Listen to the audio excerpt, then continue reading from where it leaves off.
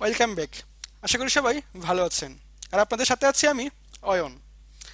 আজকে ভেরিয়েবল নিয়ে বিস্তারিত আলোচনা করব। হ্যাঁ, ভেরিয়েবল গত ক্লাসে আমি বিস্তারিত আলোচনা করেছিলাম।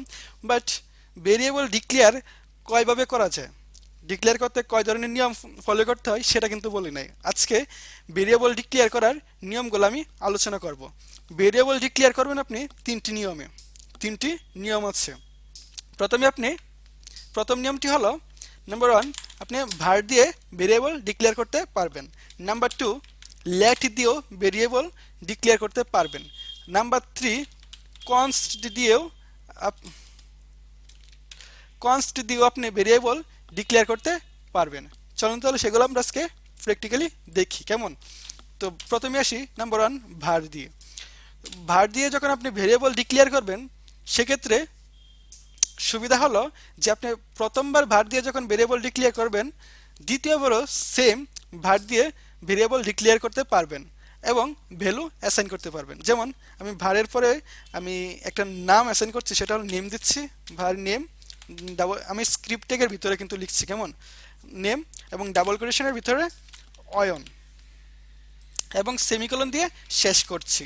তো এই হলো ভেরিয়েবল ডিক্লেয়ার করা, মানে একটা ভেরিয়েবল ডিক্লেয়ার করা হয়ে গেছে var দিয়ে। আর এটাকে যদি আমি প্রিন্ট করি, দেন আমি দেখতে পাবো কি, প্যারেনথেসিসের ভিতরে নেমটা আমি দিয়ে দিচ্ছি, সেমিকোলন দিয়ে শেষ করছি।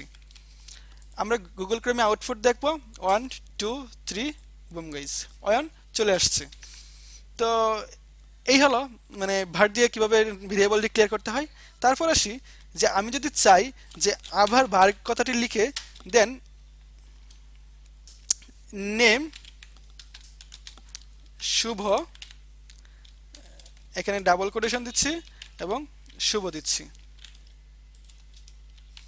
সেমিকোলন দিয়ে শেষ করছি।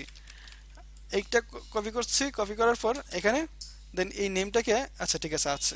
এখন যদি সেভ দেই এবং আউটপুট যদি দেখি, দেখতে পাবো শুভ শুভ দুইবার হয়ে গেছে। এর কারণ ভেরিয়েবল কিন্তু পরে যে ভ্যালুটা অ্যাসাইন করি সেটাই কিন্তু সেটাই সে আউটপুট অথবা প্রিন্ট করে। সো আমি কিন্তু var দিয়ে সেম নামে আরেকটা ভ্যালু অ্যাসাইন করেছি, সেটাও কিন্তু কাজ করছে অথবা প্রিন্ট করছে। তারপর আমি যদি এখানে varটা যদি সরিয়ে দেই, তারপরে কিন্তু কাজ করবে।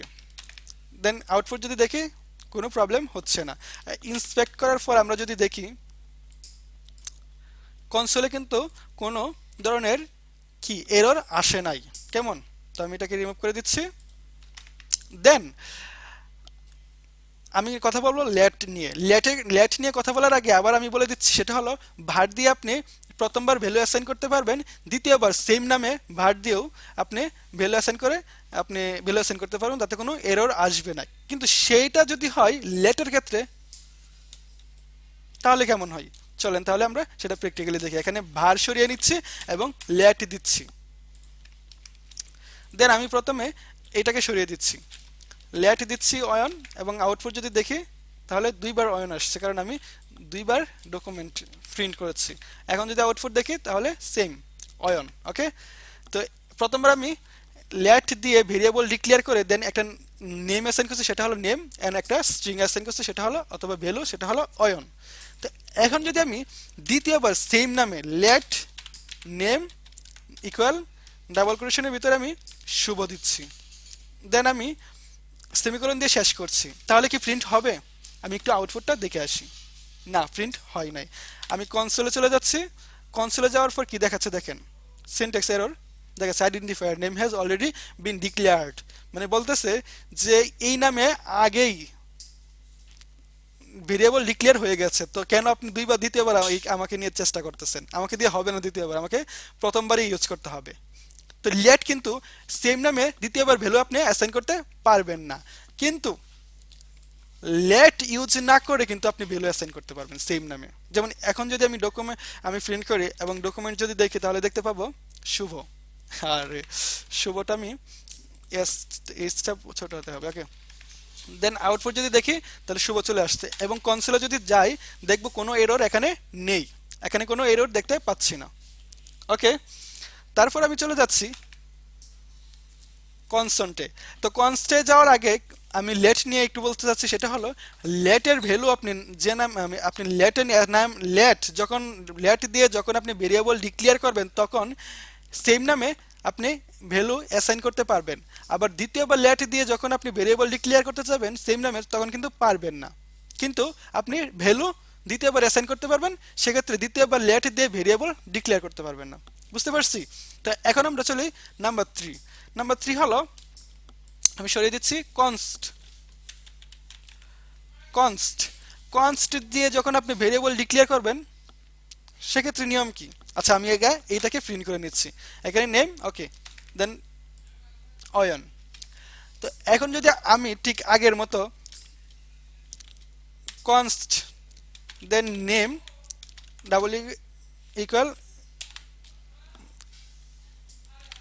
মিল্লাত এবং কোটেশন দিয়ে শেষ করছি, সেমিকোলন দিয়ে শেষ করছি, অ্যান্ড দেন আমি এখানে নেমটা দিয়ে দিচ্ছি। ওকে, এখন যদি প্রিন্ট দেই তাহলে কি দেখতে পাবো? এবং কোনো কিছু দেখতে পাচ্ছি না। সো আমরা এখন চলে যাচ্ছি কনসোলে। দেখেন, has already been declare. Const বলতেছে যে আপনি আগেই ডিক্লেয়ার করে দিয়েছেন, আবার আমাকে দিয়ে এখন আবার আর হবে না। সো আমি যদি এটাকে আমি রিমুভ করে দেই এবং সেভ দেই তাহলে কিন্তু কাজ হচ্ছে।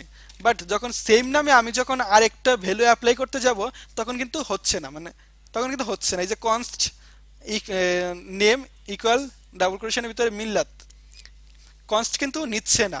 আচ্ছা, তো কনস্ট আমি এইটা ছাড়া আমি ডিক্লেয়ার করি, শুধু কি করি, আমি নেমের এখানে ভ্যালুটা অ্যাসাইন করি, দেন আমি সেভ দিচ্ছি।